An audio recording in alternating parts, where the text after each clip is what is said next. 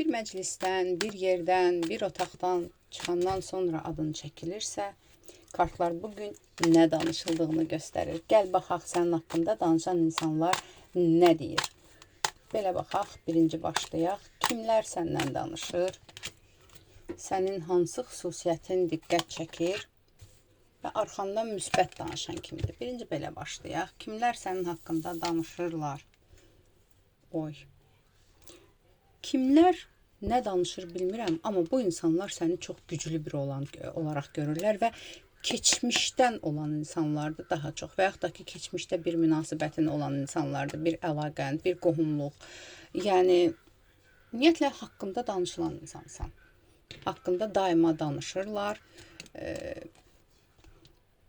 Qadın xeylaqları da var burada, kişi xeylaqları da. Ümumiyyətlə, yəni danışırlar. Səni çox güclü bir olaraq görürlər. Burada birinci sırası o çıxdı, yəni. Kimlərdən çox çıxdı ki, səni necə bir olaraq görürlər?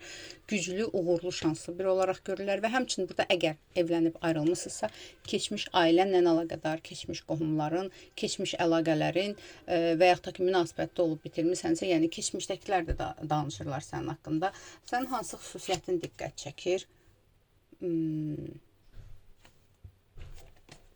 Səni ümumiyyətlə tuta bilmirlər xarakterini, xüsusiyyətini, amma həmişə bir dənə onu deyirlər ki, o çox qapalı biridir xarakter olaraq. Hamıya açılan deyil, hamıya əsl üzünü açan biri deyil, amma çox ədalətli biridir.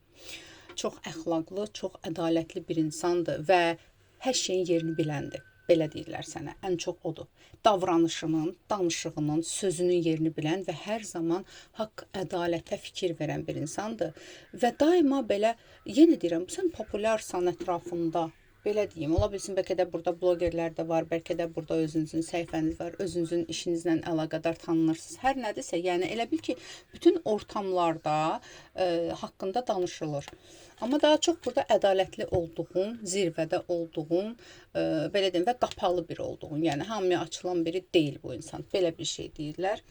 Yenə baxaq, arxandan müsbət danışan kimdir? Gəl buna baxaq. Arxandan müsbət danışan insanlar həyatında azdan çoxdan iştirak etdiyin insanlardır, həyatında yüksəltdiyin insanlardır. Hətta burada əlaqəni kəsmiş belə ola bilərsən və yaxud da ki, üçüncü şəxslər vasitəsilə səni tanıyan insanlar ola bilər. Əlaqəni kəsməsən belə tutaq ki, kiminsə nəyisə, kiminsə tanışı, yaxşı şeylər danışırlar, pis şeylər danışmırlar sənin haqqında, pozitiv düşünürlər. Amma belə deyim də, bilirsən nə danışırlar? Onun haqqında çox bir şey bilmirəm, amma bildiklərim ancaq yaxşı xüsusiyyətləridir. Bax, belə bir şey danışırlar sənin haqqında. Üçüncü şəxslər, bizzat belə deyim, burada bir qadın da var. O qadın da ən çox danışan, yaxşı, müsbət danışan kimdir? O qadındır. O səni hətta, belə deyim də, səni qoruyucu olaraq danışır. Sənin haqqında yalan fikirlər olanda o fikirləri doğrulamağa çalışır. Belə bir şeylər. Məsələn, deyir ki, siz onu səhv tanıyırsınız, o çox yaxşı biridir. Bax, belə bir şey danışır kimdirsə. Gəl baxaq, bu qadınla əlaqən nədir? Arxandan yaxşı danışan insanlar. Bu qadınlardır. Yenə deyirəm, bəziləri ilə heç yaxın əlaqən də yoxdur. Uzaqdan bir tanışlığın var. Bəlkə də, nə bilim, mağazində bir satıcıdır, bir kassirdir, bəlkə də kiminsə kimidir, qonşundur. Yəni, yaxşı mənada sənin haqqında danışan insanlardır. Çünki elə bir insansan ki, hər kəsə hörmətlə davranan və ədaləti qoruyan bir insansan. Hər kəslə, yəni, heç kimi alçaltmayan insansan. Belə deyim sənə. Çünki bu dəqiqə cəmaat elə bil ki, bir dənə 3 manat qazanan kimi göylə aparan insan deyilsən özünü. Yəni, belə deyim də, ağac nə qədər bar verirsə, başını o qədər aşağı əyir. Yəni, belə. Okey, gəl baxaq. Suallarımız davam eləyir. Qısqanclıq edən biri varmı? Sənlə əlaqədar qısqanclıq edən biri varmı? Sənə qısqanclıq edən, paxıllıq edən biri varmı? Bir də buna baxaq, səninlə bağlı hansı yanlış fikir var? Və bir də buna baxaq, kimlər tərəfindən olur? Qısqanclıq edən biri varmı? Qısqanclıq edən biri özü bədbəxt biridir. Yəni özü neqativ enerjili, bədbəxt biridir, belə deyim də maska taxan biridir və onunla əlaqəni tam olaraq kəsmisən. Çünki burada belə deyim də çox neqativ enerji olan bir insan olub. Bəlkə də əngəlləmisən o insanı, yəni blokunda olan insandır. Qısqanclıq edən biridir, əngəlləmisən, bloka atmısan, belə deyim də özü də birdən-birə qapanmamısan, yəni belə deyim, dava ilə qırğınla yox, sadəcə olaraq bilmisən, sadəcə olaraq uzaqlaşmısan, deməmsən, sən beləsən, beləsən, sadəcə əlaqəni kəsmisən, o insan da sənə qısqanclıq edir. Nə üçün qısqanclıq edir sənə, nə üçün qısqanclıq edir? Sənin maddi durumuna, sənin həyat tərzinə, sənin daima parlayırsan, daima gözdəsən, daima yüksəklərdəsən, ona görə. O insanla nə cür əlaqən olub? Qısqanclıq edən insanla nə cür əlaqən olub sənin? Belə də baxaq. Qadın xeylağıdır. Bəzilərinizdə ailəvi bir əlaqəniz olub, bəzilərinizdə yaxınlıq, rəfiqəlik eləyə bilərsiniz. Hansı ki, evinin içinə qədər gəlmiş, getmiş bir insan olub və evinin içinə gəlib gedərək sənə neqativ enerji göndərmiş, paxıllıq eləmiş, hətta bəzilərinizdə o insan sənə cadu da eləyibdir.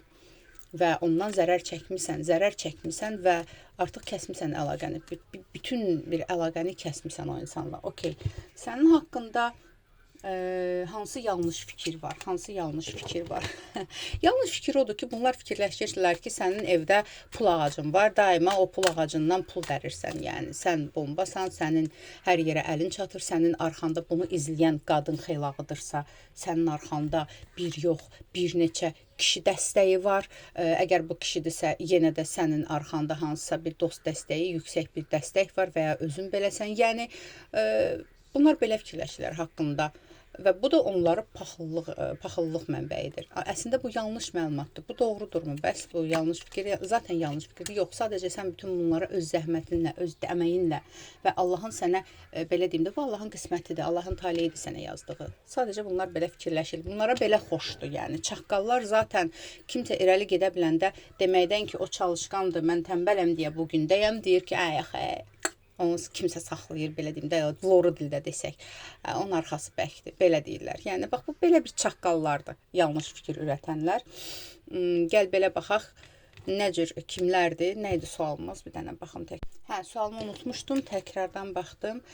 Yanlış fikir kim tərəfindən gəlir sənin haqqında? Fokusumuz niyə belə olubdur? Yanlış fikir kim tərəfindən gəlir? Yanlış fikir yenə də əlaqə saxlamadığın insanlardır, əlaqəni tam kəsdiyin insanlardır, hətta sənə qarşı zərər vurmuş, mübahisə elədiyin, qalib gəldiyin insanlardır. Ola bilsin, bəzilərində keçmiş ilişkin ola bilər, hansı ki, dəfələrlə qayıtmaq istəyiblər.